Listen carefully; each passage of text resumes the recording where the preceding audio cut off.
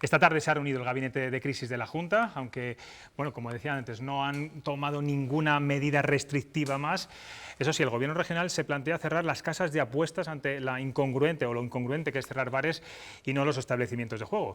Bueno, pues en ese comité, además del presidente, vicepresidente y consejera de Sanidad, también participa el consejero de Fomento y Medio Ambiente, encargado de la logística, de la compra del material sanitario y también, bueno, últimamente de los análisis de las aguas residuales que son clave actualmente para detectar con antelación el coronavirus. Tenemos esta noche en cuestión de prioridades a Juan Carlos Suárez Quiñones, consejero. ¿Qué tal? Buenas noches. Muy buenas noches, encantado de estar con vosotros. Bueno, mañana Verónica Casado nos va a asombrar con ninguna nueva medida restrictiva mayor, ¿no? Bueno, en principio... Que ha salido de ese comité que acaba de ser recién llegado, de esa reunión. Sí, bueno, es un comité de trabajo, de reuniones habituales, donde se evalúan las estrategias y, por tanto, bueno, las decisiones luego se toman en el Consejo de Gobierno o las toma el presidente de la comunidad como autoridad delegada del estado de alarma. Bueno, la semana pasada comenzaron los rastreos en las aguas residuales para detectar el COVID en 663 residencias de ancianos sin casos de coronavirus. Bueno, yo no sé cuándo se van a poder tener esos resultados y una vez que se detecte que hay casos positivos, ¿cuál es el protocolo? ¿Qué es lo que se hace? Bueno, efectivamente, lo primero que hay que hacer es contrastar bien esos análisis con la estructura que se ha establecido de laboratorios y una vez determinado que efectivamente allí donde se piensa que la residencia está limpia hay una detección de RNA, de coronavirus en las aguas residuales, pues empieza un protocolo preestablecido de identificar en todos los residentes y sus empleados, hacer las pruebas correspondientes. ¿Se marcan un plazo para que en esas 663 residencias se tengan resultados lo antes posible? Sí, yo creo que sí. Estamos hablando de que la primera ronda tiene que estar terminada en 10-15 días y luego la idea es que las de residencias de 100 o más residentes se hagan 2 pruebas a la semana y una prueba cada 2 semanas al resto de residencias que tienen menos internos. Se valoran los resultados, se ponen en marcha los protocolos, se aíslan a las residentes y se hacen las pruebas correspondientes. Este tipo de rastreo ya se hicieron en algunos municipios intermedios, no hace mucho tiempo. Yo no sé qué resultados obtuvieron de esas muestras y yo no sé si también si se plantean hacerlo ya en las ciudades, ir por barrios para localizar aún de forma más concreta si hay casos positivos. Lleva tiempo trabajándose por la Consejería de Sanidad, incluso también por la Consejería de Fomento, ese tipo de detecciones, pero son muy difusas. Aquí estamos hablando de unas detecciones muy concretas. Es decir, se toma la muestra del lugar donde llegan las aguas residuales del edificio, del piso concreto donde están las personas de esa residencia. Por lo tanto, ahí es un valor mucho más concreto y permite actuar de forma mucho más efectiva.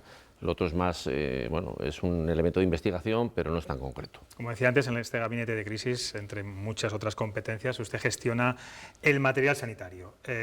¿Hay stock ahora mismo de material sanitario y sobre todo de los test de antígenos que se están demostrando estos días que son muy eficaces para evitar que ocurra lo que ocurrió en marzo, que bueno, tuvieron que comprarlo a China, llegó tarde, a precio mucho más elevado?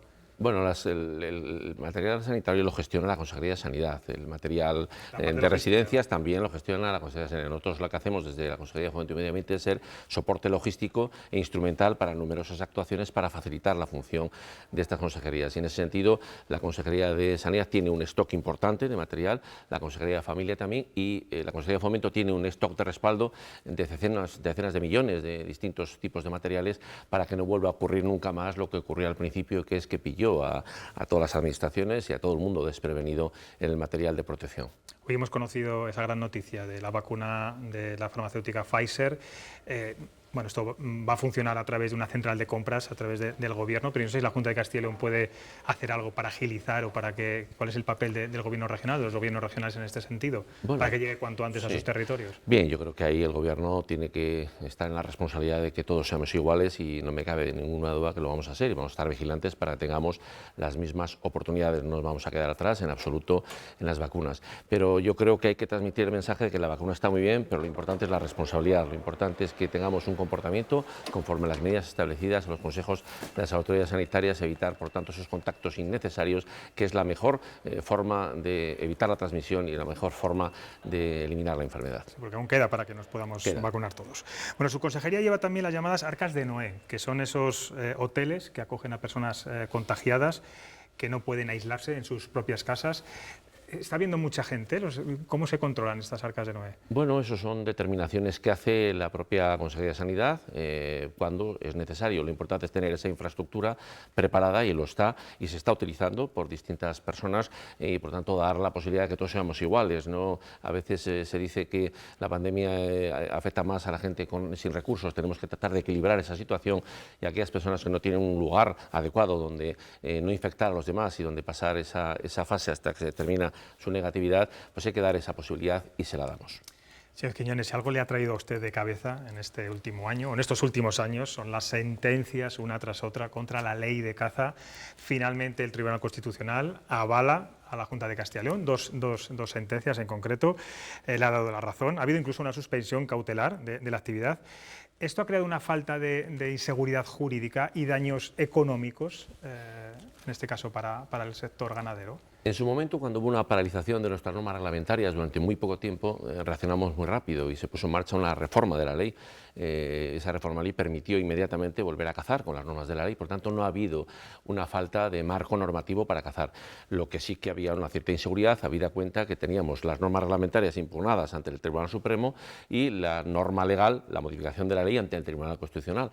Afortunadamente, el Tribunal Supremo ratificó nuestras normas reglamentarias, nuestra estructura reglamentaria y el Tribunal Constitucional nuestra ley, con lo cual la seguridad jurídica es absoluta tanto en el marco reglamentario como en el marco legal, y eso es bueno para Castilla y León. Por cierto, los cazadores piden al Gobierno la declaración de la caza como actividad esencial, bueno, pues para evitar que en estos tiempos de pandemia no cese la actividad y que se pueda cazar en cualquier momento.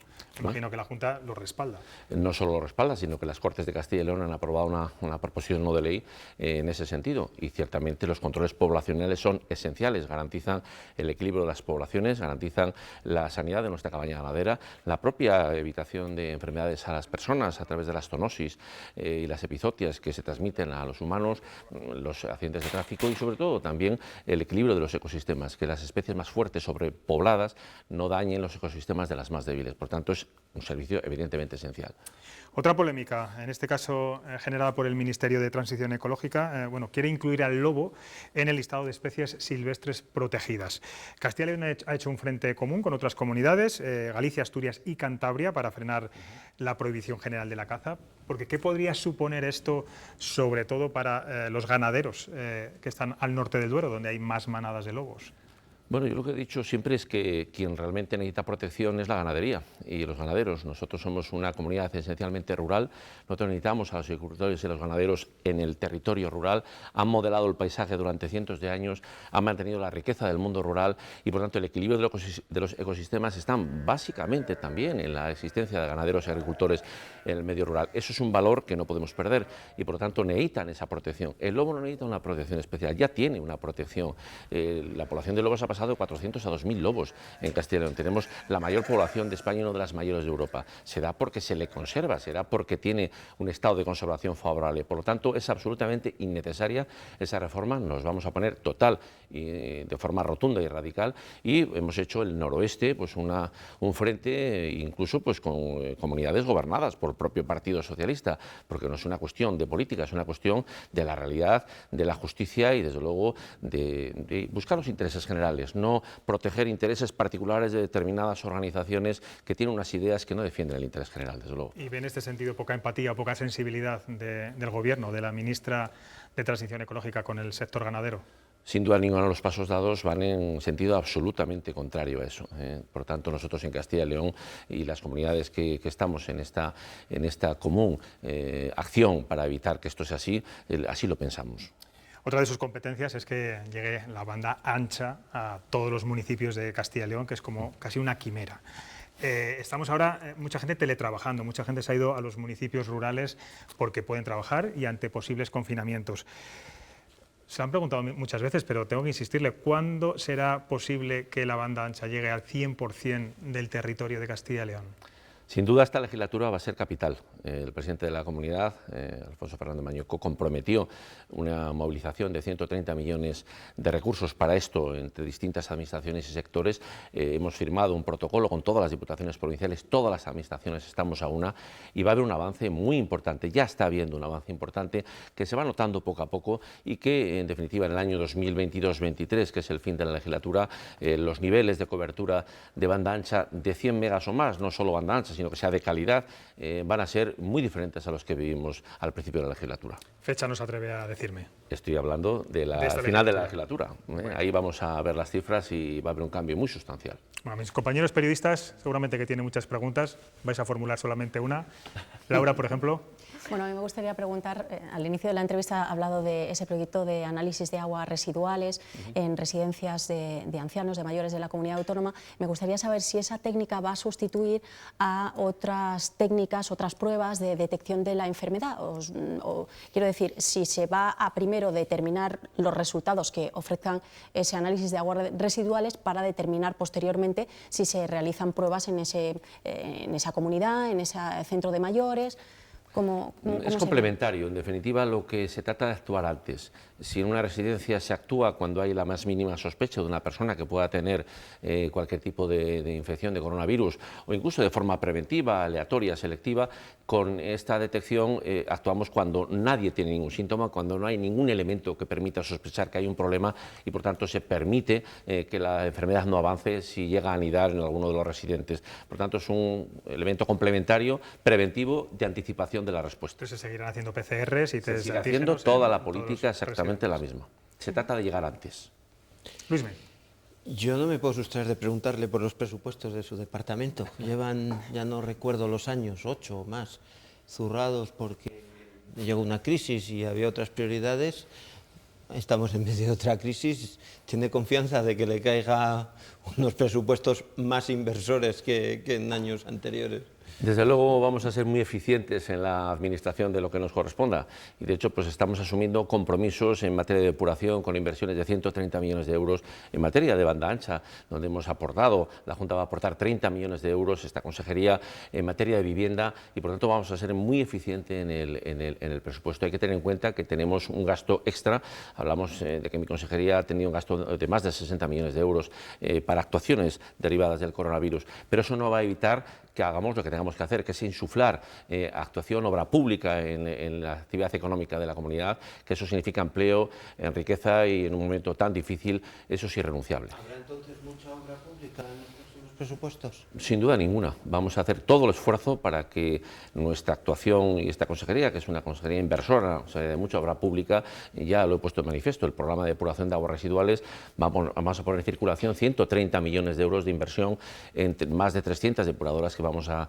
construir en Castilla y León y eso va a ser el año que viene en materia de vivienda, pues decenas de millones, en materia de infraestructuras de telecomunicación también, por tanto vamos a hacer un esfuerzo especial en el carácter inversor de nuestra política en esta legislatura. Yo recuerdo en la crisis de 2011 que usted, bueno, no es que fuera conformista, pero usted era realista y siempre decía que su consejería en ese momento bueno, pues estaba para la rehabilitación casi de las carreteras y no para grandes obras porque no había dinero. Entramos en una crisis económica. Aún así, va a haber mayor obra pública, está diciendo. Vamos a hacer un impulso importante, pues haciendo eficiente nuestra actuación en los recursos públicos y por lo tanto no se va a notar ese supuesto parón económico que supone de ingresos y de presupuesto la pandemia. Hay que dar un paso adelante, un paso firme y al revés, hay que invertir, tenemos que tratar de llevar a nuestros presupuestos también los máximos recursos posibles del Plan de Recuperación y Resiliencia Europeo. Estamos preparados, tenemos proyectos en mi consejería de 4.200 millones de euros de inversión en 33 actuaciones que vamos a plantear al Gobierno y vamos a tratar de gestionarlo eso también muy bien para que vengan los mayores recursos a Castilla y León. Isabel. Sí, hablaba antes de las sentencias. Aquí en Castilla y León suele ocurrir que cada vez que se toma una decisión, sobre todo desde su Consejería de Medio Ambiente, termina en los tribunales. Hay un movimiento ecologista que lo lleva a los tribunales. No sé a qué lo achaca y a que la Junta al final tenga que recurrir siempre a una instancia nacional y ahí es donde se le da la razón. A qué achaca tanto recurso y a que aquí en los tribunales de Castilla y León siempre se lleve un palo y tenga que acudir a Madrid. Bueno, lo importante es que la justicia se pronuncia cuando se pronuncia de forma firme, y después de unos años de sufrimiento realmente el Tribunal Supremo ha puesto encima de la mesa la decisión final, el Tribunal Constitucional también, y eso es lo que nos ampara. ¿Por qué? Bueno, pues había que preguntárselo a estas entidades ecologistas, que hay dos partes de entidades conservacionistas, unas sensatas que nos mueven, nos critican y que nos hacen pues cambiar determinadas políticas, pero que nos apoyan y nos ayudan a hacer las cosas mejor, y otras que van buscando intereses muy sectoriales, muy sectarios, y que a veces tienen determinados éxitos provisionales, siempre provisionales, porque siempre tenemos ahí al Tribunal Supremo y al Tribunal Constitucional, que como ahora esperemos que nos dé siempre la razón. ¿Quiénes serían esas organizaciones a las que usted critica? Son varias, pero bueno, puedo hablar, por ejemplo, del PACMA, que es una de las que nos ha llevado a esta situación, ¿no? Pero tampoco es cuestión de dominizar a nadie, lo que queremos es atraerlas hacia nosotros. No hemos criticado, les hacemos una llamada que asuman la decisión del Tribunal Constitucional, del Tribunal Supremo, y que trabajen con nosotros para hacer las cosas mejor entre todos. Pues consejero, muchas gracias por estar aquí en Cuestión de Prioridades, y como le digo siempre a los políticos, mucha suerte, porque su suerte será la de todos, desde luego. Muchas gracias a vosotros.